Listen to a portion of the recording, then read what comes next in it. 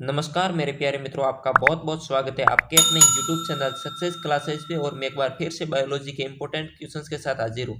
साथियों, अगर आप बीएससी नर्सिंग, पैरामेडिकल या फार्मेसी जैसे एंट्रेंस एग्जाम की तैयारी कर रहे हो तो ये क्वेश्चंस आपके लिए बहुत ही इंपॉर्टेंट रहने वाला है। जैसा कि स्क्रीन पर आपको फर्स्ट क्वेश्चन नजर आ रहा होगा कि स्तनी के हृदय में कितने कोष्ठ होते हैं। तो स्तनी के हृदय के अंदर कितने कोष्ठ होते हैं? 2, 3, 4 या फिर 5। चारों ऑप्शनों को देख लीजिए और क्वेश्चंस को एक बार रिपीट से पढ़ लीजिए और उसके बाद में करेक्ट आंसर है जो अपने कमेंट बॉक्स में दीजिए मेरे प्यारे मित्रों। तो स्तनी के हृदय में कितने कोष्ठ हो जाएंगे, यहाँ पे आपका करेक्ट आंसर क्या हो जाएगा? तो यहाँ पे आपका करेक्ट आंसर हो जाएगा ऑप्शन नंबर सी, यानी 4 कोष्ठ होते हैं। स्तनी के हृदय के अंदर 4 कपाट होते हैं। नेक्स्ट क्वेश्चन की ओर बढ़ते हैं मेरे प्यारे मित्रों। शरीर में हीमोग्लोबिन का कार्य है। तो शरीर के अंदर जो हीमोग्लोबिन का कार्य क्या रहता है? ऑक्सीजन का परिवहन करना, लोहों का उपयोग, रक्ताल्पता को रोकना या जीवाणुओं को नष्ट करना। तो यहाँ पे आपका करेक्ट आंसर क्या हो जाएगा? चारों ऑप्शनों को एक बार फिर से रिवीजन कर लीजिए और देख लीजिए चार ऑप्शन को, और उसके बाद में जो करेक्ट आंसर है जो अपने कमेंट बॉक्स में दीजिए। शरीर में हीमोग्लोबिन का कार्य, तो आपने इसका करेक्ट आंसर है जो चॉइस कर लिया होगा और कमेंट बॉक्स में दे दीजिए। शरीर में हीमोग्लोबिन का कार्य होता है ऑक्सीजन का परिवहन करना। ऑप्शन नंबर ए यहाँ पे आपका एकदम से क्या हो जाएगा? करेक्ट हो जाएगा। नेक्स्ट क्वेश्चन की ओर बढ़ते हैं मेरे प्यारे मित्रों। मानव शरीर में लाल रक्त कण का निर्माण कहाँ होता है? आरबीसी का निर्माण मानव शरीर के अंदर कहाँ पर होता है? हृदय के अंदर, तिल्ली, अस्थि मज्जा या फिर यकृत। चार ऑप्शन को देख लीजिए और उसके बाद में करेक्ट आंसर है जो अपने कमेंट बॉक्स में देने की कोशिश कीजिए। तो बहुत ही सिंपल सा क्वेश्चन है और आपने इसका करेक्ट आंसर है जो चॉइस कर लिया होगा। मैं आपको बता देता हूँ, यानी मानव के अंदर जो आरबीसी का निर्माण होता है वो होता है अस्थि मज्जा के अंदर। अस्थि मज्जा यहाँ पे आपका करेक्ट आंसर हो जाएगा। नेक्स्ट क्वेश्चन की ओर बढ़ते हैं मेरे प्यारे मित्रों। मानव का जैविक नाम, यानी मानव का वैज्ञानिक नाम यहाँ पे आपको बताना है। मानव का वैज्ञानिक नाम, मनुष्य का वैज्ञानिक नाम क्या हो जाएगा? होमो इरेक्टस, होमो सेपियंस, होमो बेसिलस या फिर इनमें से कोई नहीं। तो यहाँ पे आपका करेक्ट आंसर क्या हो जाएगा? सोच लीजिए आराम से और इसके बाद में करेक्ट आंसर है जो अपने कमेंट बॉक्स के अंदर दे दीजिए।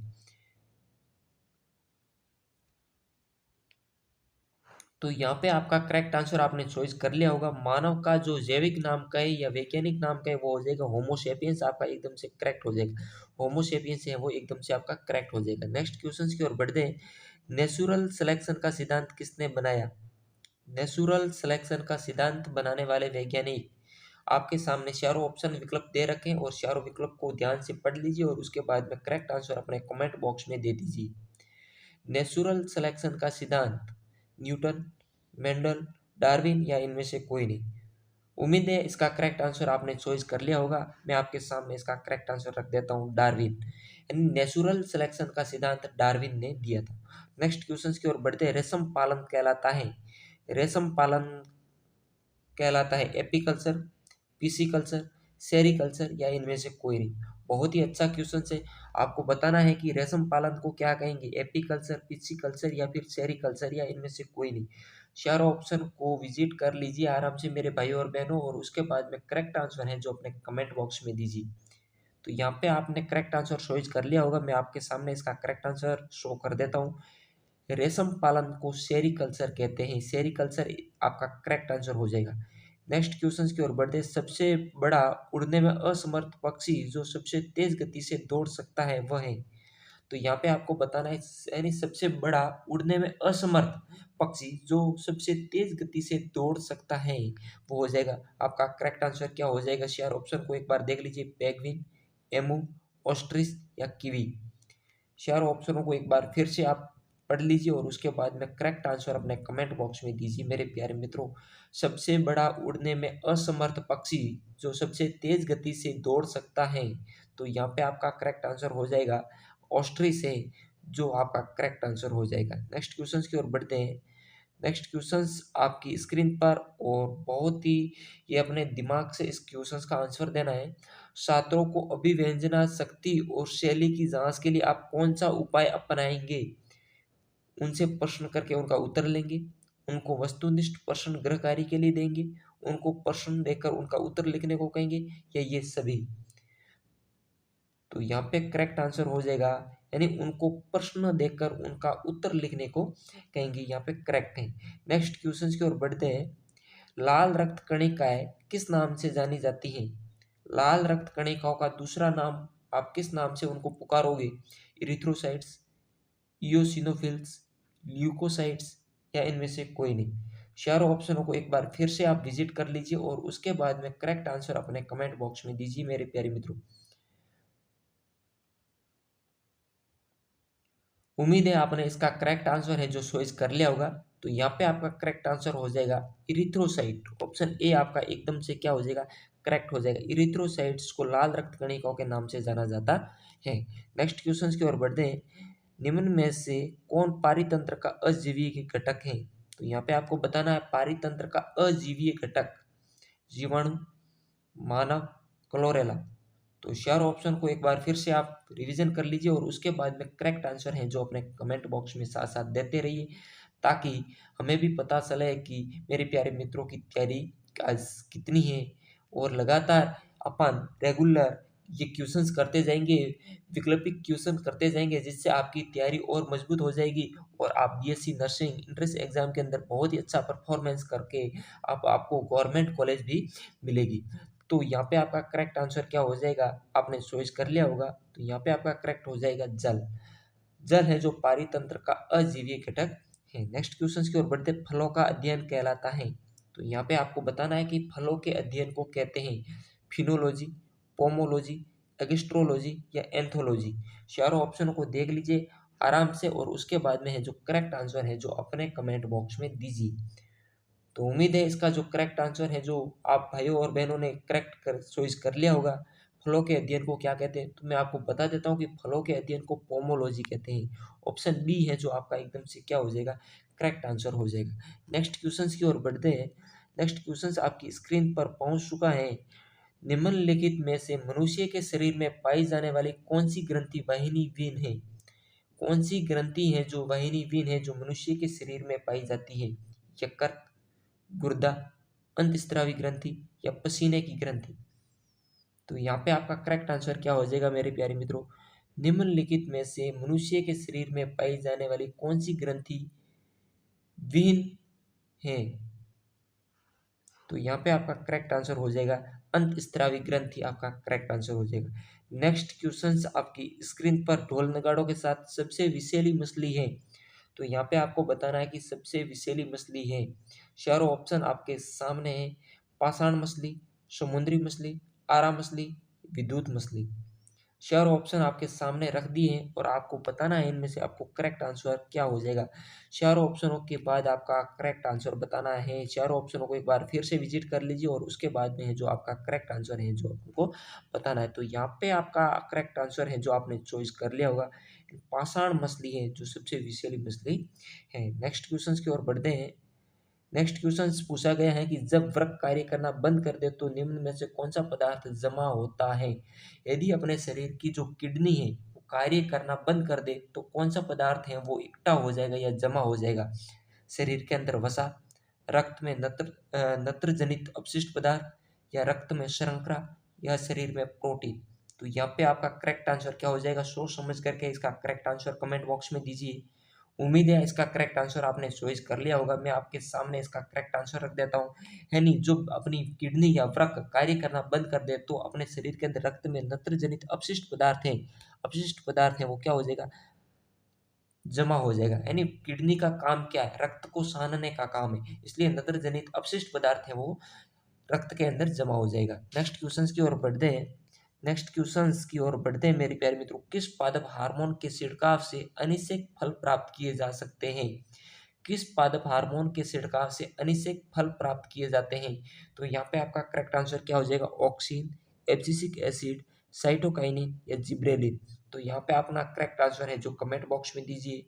मैं आपको इसका करेक्ट आंसर है जो आपके सामने शो कर देता हूँ। यानी ऑक्सिन है जिसका छिड़काव करने से अनिषेक फल प्राप्त किए जा सकते हैं। नेक्स्ट क्वेश्चन की ओर बढ़ते हैं। वाहिनीविहीन ग्रंथियों के स्त्रवण को कहते हैं।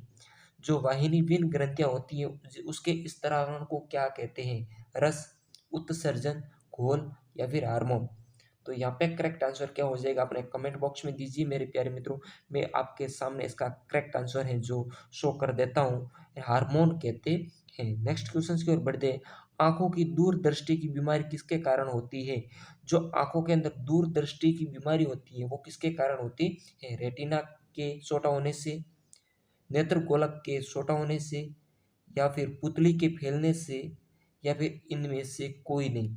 तो यहाँ पे आपका करेक्ट आंसर क्या हो जाएगा? और आपको बताना है कि दूरदृष्टि बीमारी का के लिए कौन सा लेंस लगाया जाता है। तो इसके लिए दूरदृष्टि की अगर आपको समस्या है तो उसके लिए उत्तल लेंस का प्रयोग किया जाता है, और निकट दृष्टि के लिए अवतल लेंस का प्रयोग किया जाता है। आपको यहाँ पे बताना है कि आंखों की दूरदृष्टि की बीमारी किसके कारण होती है।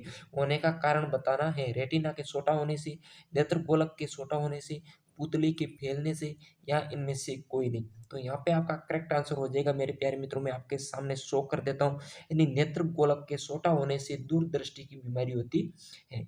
नेक्स्ट क्वेश्चन की ओर बढ़ते। अमर तत्व का गुण पाया जाता है। अमर तत्व का गुण किसके अंदर पाया जाता है? स्पंज के अंदर, ओरिनिया के अंदर, इनमें से कोई नहीं, या हाइड्रा के अंदर। तो मेरे प्यारे मित्रों यहाँ पे आपको करेक्ट आंसर बताना है। आपका करेक्ट आंसर क्या हो जाएगा? अमर तत्व का गुण पाया जाता है। अमर तत्व का गुण किसके अंदर पाया जाता है? तो आपने चॉइस कर लिया होगा अपना करेक्ट आंसर, मैं आपके सामने शो कर देता हूँ। अमर तत्व का गुण है जो हाइड्रा के अंदर पाया जाता है। नेक्स्ट क्वेश्चन की ओर बढ़ते हैं। कौन सा हार्मोन लड़ो लड़ो हार्मोन कहलाता है? तो आपको बताना है कि कौन सा हार्मोन है जो लड़ो लड़ो हार्मोन के नाम से पहचाना जाता है। इंसुलिन, एड्रिनलिन, ऑक्सीटोसिन, या एस्ट्रोजन। तो यहाँ पे आपका करेक्ट आंसर क्या हो जाएगा मेरे भाई और बहनों? आपने इसका करेक्ट आंसर है जो चॉइस करके कमेंट बॉक्स में दे दीजिए। मैं इसके बाद में आपका करेक्ट आंसर है जो शो कर देता हूँ, और अंतिम में आपको बताना है कि आपके कितने क्वेश्चन है जो करेक्ट हुए। आज साथियों इस वीडियो के अंदर अपन टोटल 30 क्वेश्चंस करने वाले हैं, और 30 क्वेश्चंस में से आपको बताना है कि आपके कितने क्वेश्चंस हैं जो करेक्ट हुए हैं। टोटल आज अपन 30 क्वेश्चंस करेंगे। ठीक है मेरे प्यारे मित्रों, तो यहाँ पे आप बताना है लड़ो लड़ो हार्मोन किस हार्मोन को कहते हैं। तो यहाँ पे आपका करेक्ट आंसर हो जाएगा मेरे प्यारे मित्रों, एड्रिनलिन हार्मोन को लड़ो लड़ो हार्मोन के नाम से जाना जाता है। नेक्स्ट क्वेश्चन की ओर बढ़ते हैं। निम्नलिखित में से कौन सी ग्रंथि वृद्धावस्था में लुप्त हो जाती है? कौन सी ग्रंथि है जो बुढ़ापे के अंदर लुप्त हो जाती है? पीयूष ग्रंथि, थाइमस, पैराथायराइड, या थायराइड। तो यहाँ पे अपना करेक्ट आंसर है जो कमेंट बॉक्स में दीजिए। मैं आपके लिए क्वेश्चंस को दोबारा पढ़ने और विकल्प को समझने का आपको वक्त दे देता हूँ। चारों ऑप्शन आराम से पढ़ लीजिए, और उसके बाद में करेक्ट आंसर है जो अपने कमेंट बॉक्स में दीजिए मेरे प्यारे मित्रों। तो यहाँ पे अपना करेक्ट आंसर हो जाएगा, वृद्धावस्था के अंदर कौन सी ग्रंथि लुप्त हो जाएगी? वो हो जाएगी थाइमस ग्रंथि। थाइमस यहाँ पे अपना करेक्ट आंसर हो जाएगा। नेक्स्ट क्वेश्चन की ओर बढ़ते हैं। रिंग रोग के नाम से जाना जाता है। तो रिंग रोग के नाम से जाना जाता है, किसको जाना जाता है? सेवाल रोग को, वार्ट रोग को, बंकी रोग, या मोजेक रोग। तो यहाँ पे अपना करेक्ट आंसर क्या हो जाएगा मेरे प्यारे मित्रों? कमेंट बॉक्स में फटाफट से अपना करेक्ट आंसर है जो दे दीजिए, और उसके बाद में मैं अपना है जो आंसर आपके सामने शो कर देता हूँ। तो यहाँ पे अपना करेक्ट आंसर हो जाएगा, सेवाल रोग को रिंग रोग के नाम से जाना जाता है। नेक्स्ट क्वेश्चन की ओर बढ़ते हैं। नेक्स्ट क्वेश्चन पहुंच चुका आपकी स्क्रीन पर। मानव शरीर की कौन सी ग्रंथि एक साथ अंतःस्रावी तथा बहिःस्रावी दोनों की तरह कार्य करती है? तो यहाँ पे अपन को बताना है कि अंतःस्रावी और बहिःस्रावी ग्रंथि कौन सी है। अग्नाशय, थायराइड, पीयूष, ये क्या? दोनों ग्रंथि अंतःस्रावी और बहिःस्रावी दोनों कार्य करती है, वो ग्रंथि आपकी यहाँ पे कौन सी हो जाएगी? करेक्ट आंसर है जो अपने कमेंट बॉक्स में दीजिए मेरे प्यारे मित्रों। तो यहाँ पे अपना करेक्ट आंसर मैं आपके सामने शो कर देता हूँ। अग्नाशय ग्रंथि है जो अंतःस्रावी एवं बहिःस्रावी दोनों प्रकार की ग्रंथि मानी जाती है। नेक्स्ट क्वेश्चन की ओर बढ़ते हैं। नेक्स्ट क्वेश्चन आपकी स्क्रीन पर। विज्ञान की शाखा न्यूरोलॉजी से कौन सा अंग का अध्ययन किया जाता है? न्यूरोलॉजी के अंदर किस चीज का अध्ययन किया जाता है? सीना, डिपोल्स, आंखों, स्नायु तंत्र। तो न्यूरोलॉजी के अंदर किसका अध्ययन किया जाएगा मेरे प्यारे मित्रों?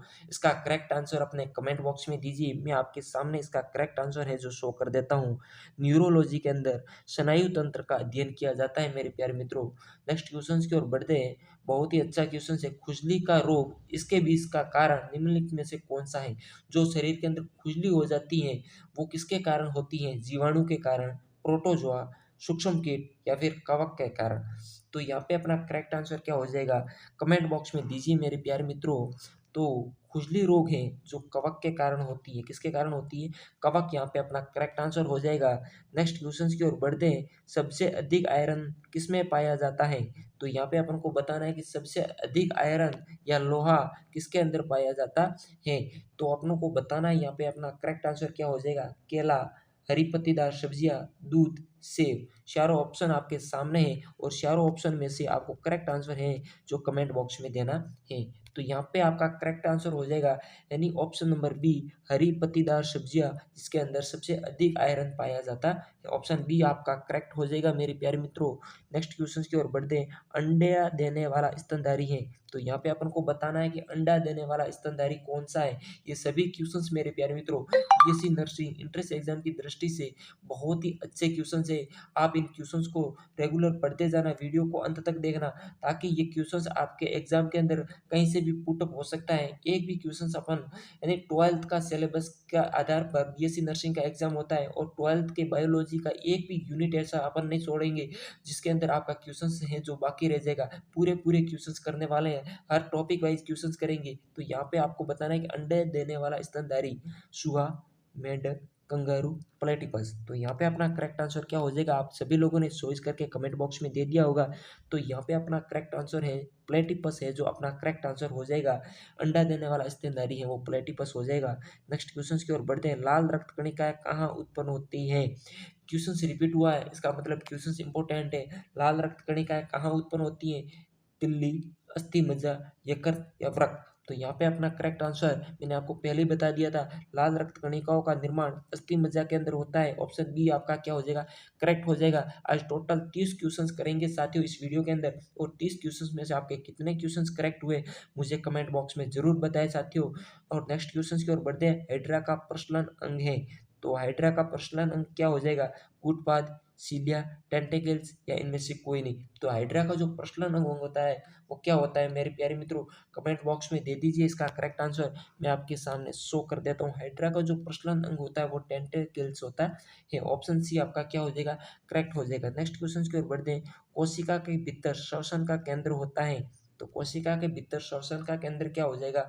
राइबोसोम, माइटोकॉन्ड्रिया, केंद्रक या इनमें से कोई नहीं। तो श्वसन का कार्य किसके अंदर, कोशिका के अंदर किसका काम होता है? तो वो हो जाएगा आपका ऑप्शन नंबर बी यानी माइटोकॉन्ड्रिया। यहाँ पे आपका एकदम से करेक्ट हो जाएगा। नेक्स्ट क्वेश्चन की ओर बढ़ते हैं। और आज का लास्ट क्वेश्चन मेरे प्यारे मित्रों, आज अपने 30 क्वेश्चन इस वीडियो के अंदर कंप्लीट हो रहे हैं और आपको अंतिम में बताना है कि आपके 30 में से कितने क्वेश्चन हैं जो करेक्ट हुए मेरे प्यारे मित्रों। और आपको ये वीडियो कैसा लगा वो भी हमें बताना है। तो निम्नलिखित में से नियत तापी प्राणी कौन सा है? आपको बताना है नियत तापी प्राणी कौन सा है। चारों ऑप्शन को देख लीजिए, विजिट कर लीजिए और उसके बाद में करेक्ट आंसर है जो अपने कमेंट बॉक्स में दीजिए। Option A shark, option B चिपकली, ऑप्शन सी समगादड़, ऑप्शन डी सांप। तो नियत तापी प्राणी कौन सा हो जाएगा? मैं आपके सामने इसका करेक्ट आंसर रख देता हूँ, आपने चॉइस कर लिया होगा। तो यहाँ पे समगादड़ है जो आपका एकदम से क्या हो जाएगा? करेक्ट आंसर हो जाएगा। समगादड़ आपका करेक्ट आंसर हो जाएगा। साथियों ये आपके 30 क्वेश्चंस यहाँ पे कंप्लीट हो गए। बीएससी नर्सिंग एंट्रेंस एग्जाम की दृष्टि से बहुत ही अच्छे क्वेश्चंस थे।